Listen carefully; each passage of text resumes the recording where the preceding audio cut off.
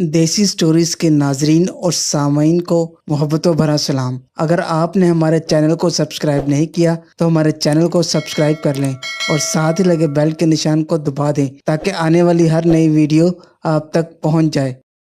हम सब ने बैठकर समोसे खाए। सुमेरा ने मेरा शुक्रिया अदा किया।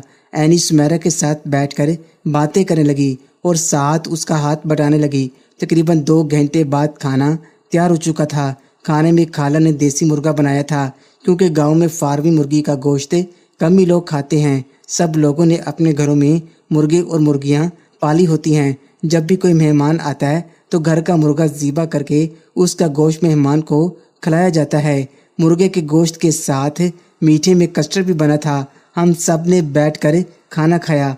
खाना खाते हुए मैं सुमेरा को आंख मारी और इशारे से कहा, खाना बहुत मज़े का बना है। उसने अपनी मुस्कुराहट से मेरा शुक्रिया अदा किया।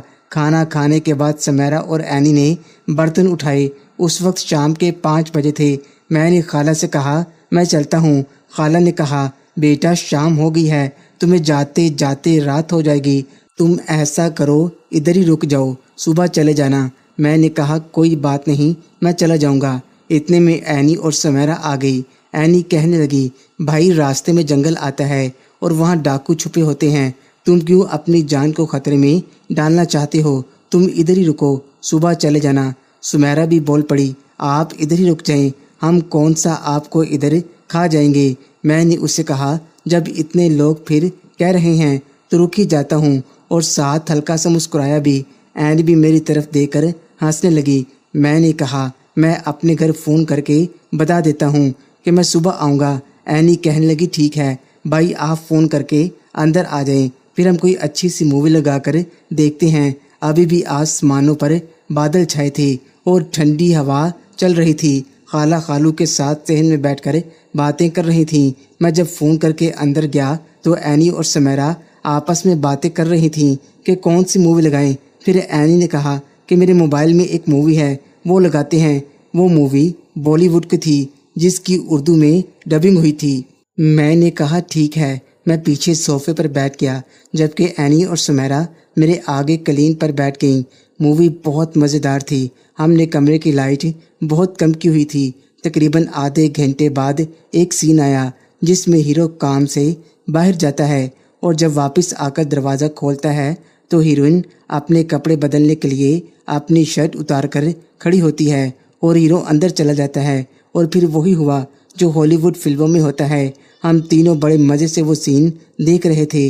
लेकिन हैरत की बात ये थी, जब वो सीन चल रहा था तो मेरी बहन एनी पीछे मुड़कर बार बार मेरी तरफ देख रही थी। मुझे उसका इस तरह पीछे मुड़कर देखना कुछ समझ नहीं आ रहा था।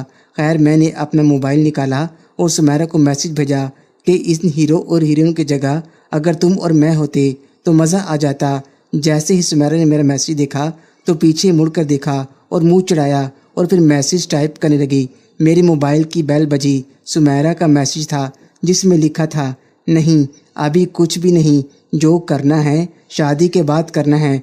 मैंने कहा, शादी के बाद तो बहुत कुछ करना है, लेकिन थोड़ा बहुत तो अब करने दो। ये सारी बातें हमारी मैसेज पर हो रही थीं। कहने लगी, शादी के बाद बहुत कुछ करने से मुराद हम वही करेंगे जो सब लोग करते हैं, और अभी थोड़ा भी नहीं। मैंने कहा, शादी तो होने दो, देखना छोड़ूंगा नहीं तुम्हें। कहने लगी, ना छोड़ना, मैं कौन सा चाहती हूँ कि तुम शादी के बाद मुझे छोड़ो। मैंने उसे एक तस्वीर भेजी जिसमें एक लड़की लॉलीपॉप खा रही थी। वो समझ गई और कहने लगी, ये काम तो लाजमी है, शादी के बाद आखिर आपको भी तो खुश रखना है। मैं बहुत हंसा और कहा, आज मैं सिर्फ और सिर्फ तुम्हारे लिए रुका हूँ। कहने लगी, मुझे पता है। मैंने कहा, तो फिर थोड़ा सा गिफ्ट तो बनता है। कहने लगी, सोचते हैं। इतने में खाला खालू भी अंदर आ गए। हम लोगों ने टीवी बंद कर दिया। खालू मुझसे मेरी पढ़ाई के बारे में पूछने लगे। ख़ानदान में मैं वो पहला लड़का था जो बीए कर रहा था। मैंने खालू से कहा, जी पढ़ाई अच्छी चल रही है, 2 महीने बाद पेपर हैं। खालू कहने लगे, ठीक है बेटा, अच्छे से तैयारी करो।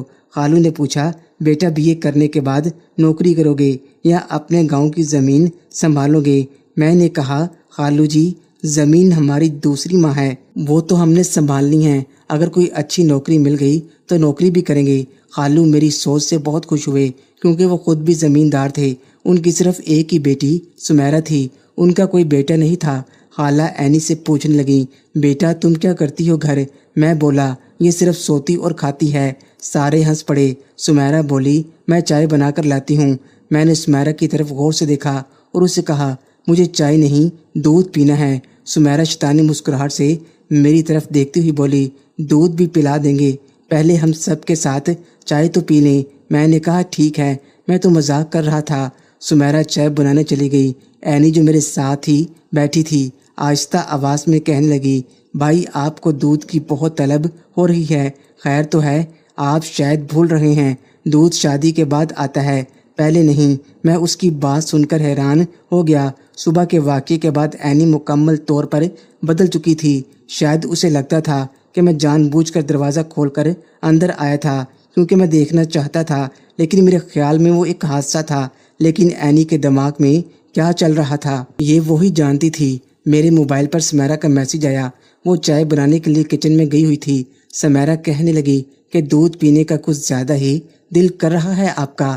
میں نے کہا، کس کا دل نہیں کرتا دودھ پینے کا، لیکن تم نے تو مجھے منع کر دیا۔ وہ کہنے لگی، وقت آنے پر بھی پلا دوں گی۔ میں نے کہا، وہ وقت آ چکا ہے۔ وہ ہنسنے لگی اور کہنے لگی، چائے بن گئی ہے، میں لے کر آتی ہوں۔ میں نے کہا، اوکے لے آؤ۔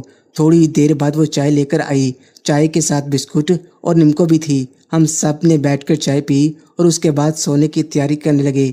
خالہ اور خالو نے کہا، ہم باہر صحن میں سوئیں گے، اب تم لوگ دیکھ لو کہاں سونا ہے، چھت پر یا نیچے۔ میں نے جلدی سے کہا کہ ہم چھت پر سوئیں گے کیونکہ باہر موسم بہت خوشگوار تھا۔ سمیرہ نے کہا، ٹھیک، میں چھت پر چارپائی بچھا دیتی ہوں۔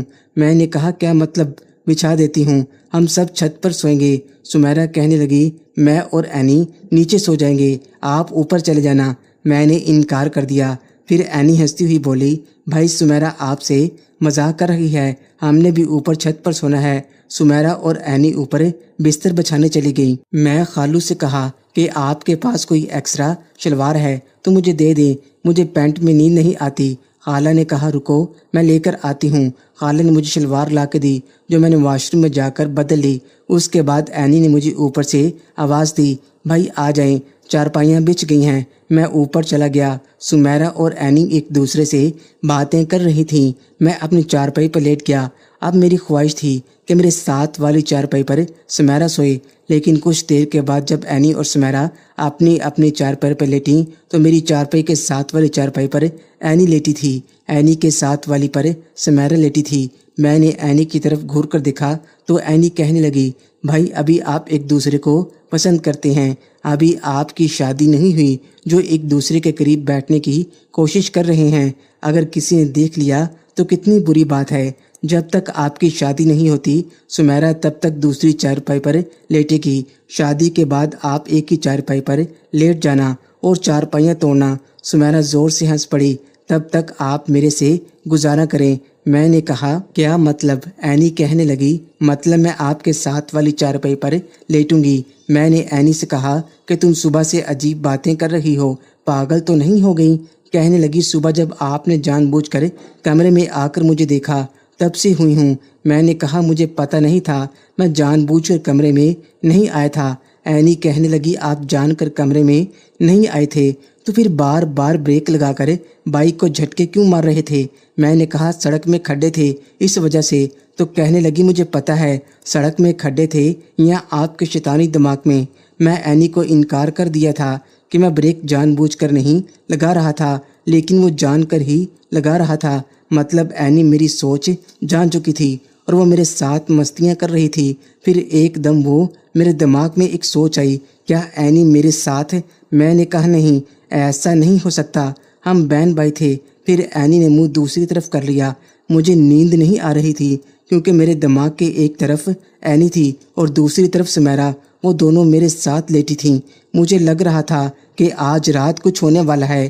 محترم ناظرین اور سامعین، اس کہانی کا بقیہ حصہ اگلی آنے والی ویڈیو میں پیش کیا جائے گا۔ اگر آپ کو یہ کہانی اچھی لگے تو ویڈیو کو لائک اور ہمارے چینل کو سبسکرائب ضرور کریں۔ شکریہ۔